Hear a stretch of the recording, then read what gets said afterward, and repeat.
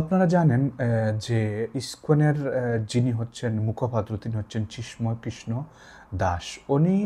উনি আমরা গত ১৫, ১৬, ১৭, ১৬.৫ বছর দেখেছি। উনি কিন্তু একদিনের জন্য রাস্তায় এইরকম নেমে আসেননি যে এই করতে হবে, ওই করতে হবে। উনি কিন্তু বলেছে আবার উনি বলে যে আমি একজন ধর্মগুরু। তো ধর্মগুরু হলে উনি রাজনৈতিক কর্মসূচি দেবে কেন? আপনারা জানেন ২০২১ সালে এই ইসকনের নেতা কিভাবে একটা প্রোগ্রামে বলেছিলেন যে আমরা শেখ হাসিনার হাতকে শক্তিশালী করার জন্য এই আন্দোলন করছি। এই আন্দোলন সরকারকে পতনের আন্দোলন নয়, সেটা উনি বলেছিলেন।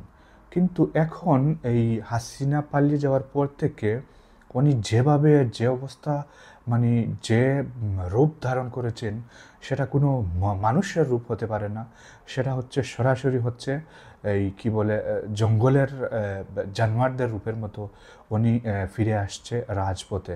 আপনারা জানেন উনি কিভাবে হাসিনার ছায়াতলে থেকে ধর্মীয় দোহাই দিয়ে ছায়াতলে থেকে আওয়ামী লীগ, তারপরে নিষিদ্ধ সংগঠন ছাত্রলীগের এই সন্ত্রাসীরা কিভাবে মানে আন্দোলনে আসতেছে।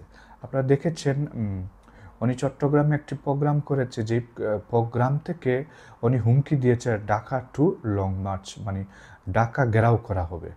আপনারা চিন্তা করতে পেরেছেন কত বড় ষড়যন্ত্র হচ্ছে বাংলাদেশকে নিয়ে? আমরা তো কোনো দিন দেখিনি এইরকম ইসকন রাস্তায় নেমে এসে এইরকম প্রোগ্রাম করতে, তারপরে সরকারকে হুমকি দিতে। তারপরে এখন তারা এই টাকাগুলো কোথার থেকে আসছে আপনারা জেনে থাকবেন। এই চিষ্ণয় কুমারের সাথে সরাসরি এবং এই ভারতের কানেকশন রয়েছে। উনি ওদের সাথে করে চাচ্ছে বাংলাদেশকে একটা অস্থিতিশীল পরিবেশ সৃষ্টি করে, যাতে এই বাংলাদেশকে আবার সেনাশাসন আনা যায় সেই চেষ্টা করতেছেন। এখন যদি সেনাশাসন এই দেশে আবার প্রতিষ্ঠিত করা যায় তাহলে কিন্তু হাসিনা ফিরে আসার একটা রাস্তা থেকেই যায়। সেজন্য আজকে চিন্ময় কৃষ্ণবাবু আন্দোলনে নেমেছেন। আপনারা দেখেছেন গতকালকে বাংলাদেশ সরকার, গণপ্রজাতন্ত্রী বাংলাদেশ সরকারের আইন অনুযায়ী সে রাষ্ট্রদ্রোহী মামলায় তাকে গ্রেফতার করা হয়েছে। সেই গ্রেফতারকে কেন্দ্র করে এই চট্টগ্রামে এবং ঢাকাতে যে অবস্থা শুরু করেছে তারা, এই সংখ্যালঘু মানে কয়েকজন সংখ্যালঘুরা, সবাই তো না, কিছু সংখ্যালঘু বিপদগ্রস্ত সংখ্যালঘু, তারা কোনো দিন চায় না, তারা কোনো দিনও চায় না এই দেশটা শান্তিতে থাকুক। তারা চায় সব সময় এখানে অশান্তি লেগে থাকুক। আজকে আপনারা দেখেন এদেশে বলা হয় সব কিছু মিলিয়ে তাদের হচ্ছে 5 থেকে 8% হচ্ছে মাইনরিটি, যেটাকে বলে সংখ্যালঘু। তো এই 5 থেকে 8% হিন্দু, বৌদ্ধ, খ্রিস্টান, তারা কিভাবে, বিশেষ করে হিন্দু, কিভাবে তারা এই দেশটাকে অশান্ত করে রেখেছে এটা আপনার কল্পনাও করতে পারবেন না। তারা এই মানে ভারতের এজেন্ডা বাস্তবায়ন করার জন্য তারা চায় সব সময় এ দেশটা অস্থিতিশীল থাকুক। এখানে শান্তি না হওয়ার জন্য তারা যত কাজ প্রয়োজন, যতটুকু প্রয়োজন তারা ততটুকু করে যাচ্ছে, সেটা আপনারা দেখেছেন। এই দেখুন চট্টগ্রামে এই কি বলে চিন্ময় কৃষ্ণকে গ্রেফতার করা হওয়ার পরে মানে ওই কি বলে ডিবি কার্যালয়ে নেওয়ার পর থেকে তারা কিভাবে কি মানে একটা মহামারী সৃষ্টি করে ফেলছে।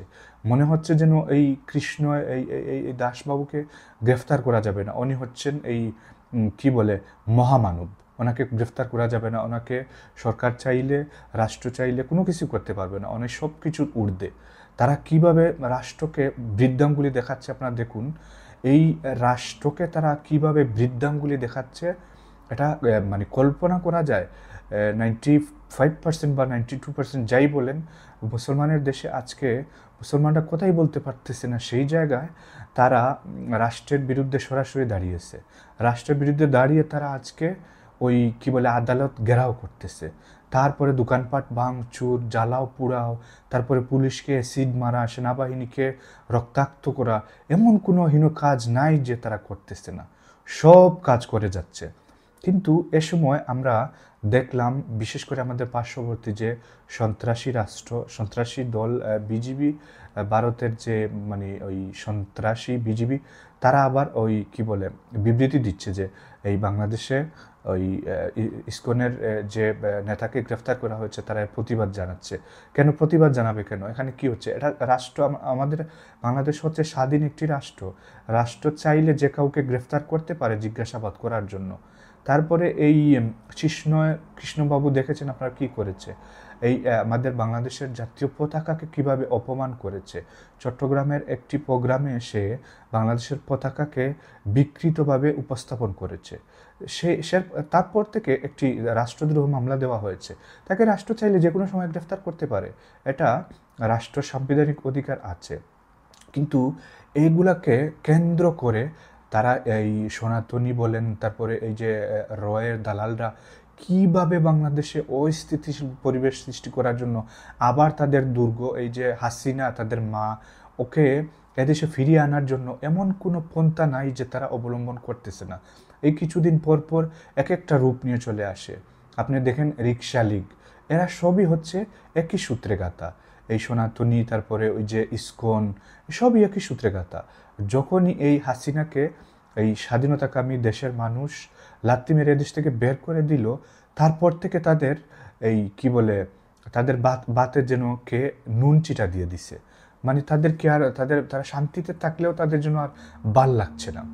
আপনারা দেখেন লাস্ট যেটা ওই তাদের দুর্গাপূজা পালিত হলো গত কিছুদিন আগে, এই দুর্গাপূজার সময় বাংলাদেশের ইতিহাসে সব থেকে বেশি নিরাপত্তা এবং সব থেকে বেশি পূজা পালন করেছে তারা, ঠিক আছে? তো মানে সবচেয়ে মানে শান্তি শৃঙ্খলায় তাদেরকে, এমনকি আইন শৃঙ্খলা বাহিনীর পাশাপাশি র্যাব, বিডিআর, বিজিবি, তার পাশাপাশি ইসলামিক দল, বাংলাদেশ জামায়াত ইসলামী, তারপর হেফাজতে ইসলাম, সবগুলা দল মিলে তাদেরকে ওই কি মানে ওই নিরাপত্তা দিয়েছে। এখানেও এই চিসময় দাসের প্রশ্ন, ওই এখানে সেনাবাহিনী যাবে কেন, তারপরে মুসলিমরা গিয়ে পাহারা দেবে কেন? মানে এখানেও তার ভাল লাগছে না। কারণ হচ্ছে সে শান্তিতে থাকতে চায় না, সে চায় এই তাদের এই প্রোগ্রামগুলো